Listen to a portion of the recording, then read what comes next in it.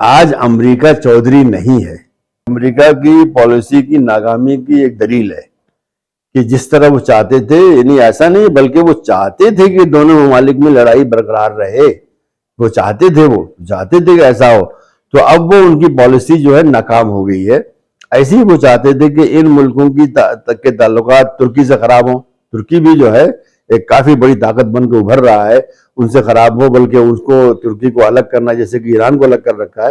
हालांकि उस किस्म के सैंक्शन नहीं लगे हुए उसके ऊपर, लेकिन फिर भी उनके ऊपर बहुत ज्यादा दबाव उनके ऊपर है। तो अब ये ममालिक जो हैं, जिसमें नंबर 1 सऊदी अरब है, लेकिन दूसरे इमारात वगैरह, कुवैत है। कुवैत ने भी काफी अपनी पॉलिसी ठीक ठाक कर रखी है, वो इस मसाइल में नहीं पड़ता है। तो ये अमेरिका की नाकामी इसलिए कि अमेरिका चाहता है कि वहां पर ये हो। अगर वहां पर खलफशार रहेगा तो अमेरिका का फायदा है, उसे बहुत से फायदे हैं। पेट्रोल से कम दाम पे मिलेगा, इसलिए बाहर जल्दी जल्दी बेचने की कोशिश करेंगे कि और पैसा चाहिए हमको, और हम असले खरीदने हैं, असले जो है कम खरीदेंगे।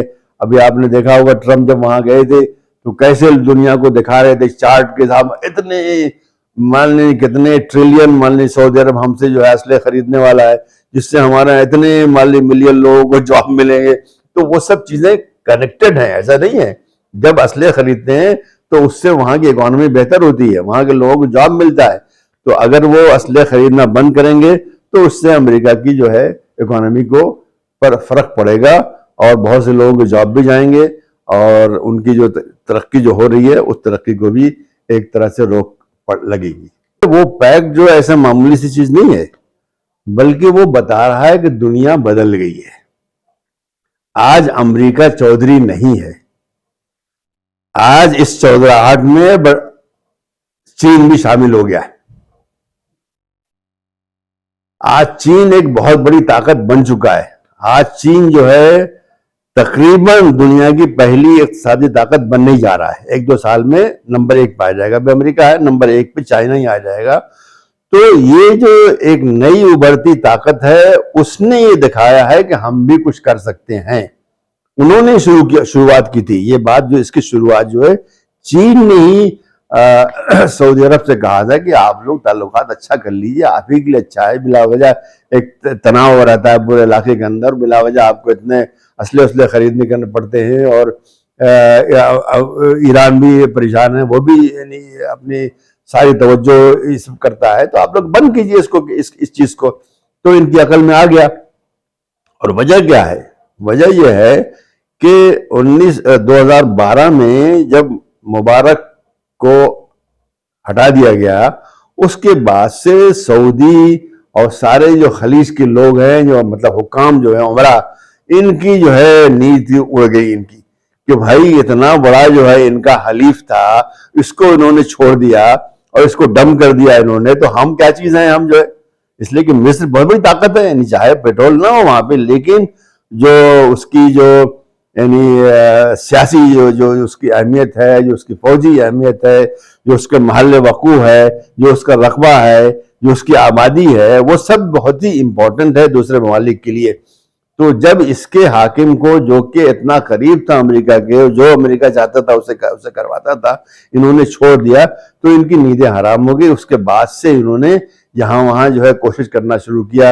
रूस से ताल्लुकात बेहतर किए, चीन से ताल्लुकात बेहतर किए, पर हिंदुस्तान में बहुत उन्होंने कोशिश किया कि हिंदुस्तान जो है हमको किसी तरह से गारंटी दे कि अगर हम कभी मुसीबत में होंगे तो आप जो है आकर के हमारी मदद कीजिएगा।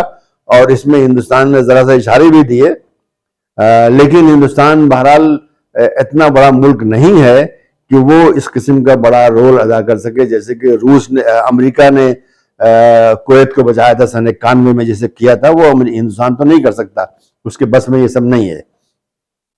तो अब उनकी नजरें जो है चीन की तरफ हैं, कि चीन जो है, इसलिए कि चीन जो है चाहे फौजी तौर पर मौजूद ना हो, लेकिन फौजी तौर से बहुत बड़ी ताकत बन चुका है। जो असलहा अमेरिका के पास है वो चीन के पास है। जो बेहतरीन जो फौजी जो प्लेन हो सकते हैं, जो स्टेल्थ बोलते हैं, जो कि रडार को नजर नहीं आते, वो सब चीन ने बना रखा है। तो किसी चीज में वो पीछे नहीं है वो। इसलिए उनकी नजरें उस तरफ हैं कि अब जो कि उनकी ख्याल में अमेरिका अब उस तरह से हमारे लिए कमिटेड नहीं है, इसलिए हम कोई और देखें। तो ऐसा नहीं कि अमेरिका को छोड़ दिया उन्होंने, ऐसा नहीं है, लेकिन उन्होंने ये भी दिखा दिया कि देखो भाई, हम तुम्हारे ऊपर पूरी तरह से निर्भर नहीं है, अगर तुम हमारा नहीं करोगे तो हम दूसरी ताकतें जो है, रूस से भी इन्होंने ताल्लुकात बहुत काफी बेहतर किए हैं, सऊदी अरब वगैरह ने जो है, और हिंदुस्तान से भी कोशिश की है, चाइना से अब बहुत वाज़ेह हो गया है। तो ये इस तरह से आप देखिए कि ये जियो पॉलिटिक्स है, जिसके अंदर के नई किस्म की जो है जोग्राफियाई जो पॉलिटिक्स है वो उभर रही है। वो दुनिया अब नहीं रह गई है जिसमें कि अमेरिका पूरी तरह चौधरी होता था, बल्कि इस चौधराहट में चीन भी शामिल हो गया, रूस भी शामिल हो गया है।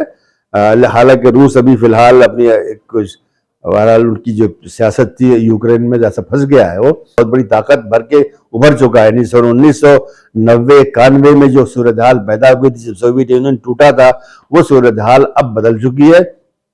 अब रूस जो है अपने आप को, यानी अपना, बल्कि यूक्रेन भी कह सकते हैं कि उसी का हिस्सा है कि वो दिखा रहा है कि हम कुछ भी चाहे तो हम कर सकते हैं। नहीं, फायदा अब ये होगा कि दोनों में जो जो जो कशमकश थी बिला वजह, जिसकी वजह से असलों की खरीदारी हो रही थी और जासूसी निज़ाम, इतना इंटेलिजेंस, ये वो, एक दूसरे के खिलाफ दूसरे की मदद करना, इसराइल भी, मतलब ईरान भी कर रहा था, सऊदी अरब भी कर रहा था, अब ये सब बंद होगा। एक तरह से सुकून से, चैन से रहेंगे, सुकून से रहेंगे, और वो सब काम जिसमें कि बिला वजह उनके पैसे खर्च हो रहे थे, अब इंटेलिजेंस वगैरह में फालतू में थोड़ी होता है, उसमें तो यानी हजारों करोड़ रुपए खर्च होता है। फिर नए नए असले बनाना या असले खरीदना, खरीद ही रहे थे, बल्कि हालांकि ईरान ने बनाया भी है अपने असले कुछ, लेकिन बाहर से भी जहां से उनसे मिल सकते हैं, नहीं रूस से मिल सकता है, चाइना से मिल सकता है, वो खरीद रहे थे। ऐसी सऊदी अरब जो है, सारे दूसरे ममालिक जो है, जिसमें कि अमेरिका ही नहीं है बल्कि फ्रांस है, बरतानिया है, स्वीडन है, इन सब ममालिक से तरह तरह के असले खरीद रहा था। तो इसमें कुछ कमी आएगी, इसलिए कि उनको अब उसकी जरूरत नहीं पड़ेगी। और जब दो मुल्क जो है इतने आला पैमाने के ऊपर जो है फैसला कर लें और मुआहदा कर लें, तो एक सूरत हाल नई पैदा हो जाती है, और उसमें वो एक दूसरे की गद्दारी भी नहीं करेंगे, बल्कि एक दूसरे के लिए, जैसा कि इस वक्त सामने आ रहा है, यानी ईरान ने भी कहा है कि हम आपकी जो है एक पड़ोसी की हैसियत से आपका पूरा एहतराम करेंगे, आपके मुल्क के अंदर कोई दखलंदाजी नहीं करेंगे, ये उन्होंने उनसे कहा है। और यही बात सऊदी अरब ने भी ईरान से कही है कि हम आपके खिलाफ किसी भी ताकत की मदद नहीं करेंगे, किसी भी ग्रोह की मदद नहीं करेंगे, जो पहले कर रहे थे। तो इस तरह से एक वहां पे अमन और सुकून का माहौल होगा, और वो जो पैसे दोनों के पास बजट, बहुत बड़े बड़े बजट, हजारों करोड़ों जो है जो बचेंगे, वो इस्तेमाल होंगे उस मुल्क के तरक्की में इस्तेमाल, यानी माफ कीजिएगा, यानी सऊदी अरब जो खुद चाहता है कि तेल के अलावा उसकी इकोनॉमी दूसरी चीजों में आए, वहाँ फैक्ट्रियां बने, वहाँ पे सोलर एनर्जी, विंड एनर्जी, फला ये सब बने, और वो चाहता है कि सोलर एनर्जी इतनी ज्यादा हो कि वो उसको हम एक्सपोर्ट कर सके, वहाँ फैक्ट्रियां बने तरह तरह की। तो ये उसी वक्त हो सकता है जबकि हालात जो है इलाके के अंदर ठीक ठाक हो। और ईरान के लिए भी यही चीज है, ईरान जो है अपनी जो तरक्की पे है, हालांकि मैं समझता हूँ ईरान बहुत काफी तरक्की याफ्ता है, मैं वहां जाता रहता हूँ, मैं दोनों जगह जाता हूँ, सऊदी अरब भी जाता हूँ, ईरान भी जाता हूँ। तो सऊदी अरब में तो बहरहाल पेट्रोल बहुत ज्यादा है और उसको कोई मसला नहीं है, लेकिन ईरान में उन सब के बावजूद मैं देखता हूँ कि वहां पर बहुत ही जबरदस्त तरक्की हुई है। मैंने वो हालत भी देखी इनकलाब के फौरन बाद, जब सन 90-91 में जो सूरत हाल थी, टूटी फूटी सड़कें, यानी पूरा, यानी वो था, आज तो लग रहा है कि यूरोप का एक हिस्सा है, जबकि उनके खिलाफ सैंक्शंस हैं, उनके खिलाफ इतना ज्यादा पूरा दबाव है अमेरिका और मगरिब का, उसके बावजूद भी। तो अब जब वो और उनको सुकून मिलेगा और उनके पास जो है बजट में उनमें अफरात आएगी और दूसरी चीजों पर खर्च करेंगे, तो मैं समझता हूँ इससे दोनों जगहों पर एक खुशहाली आएगी और बेहतर सूरत हाल पैदा होगी।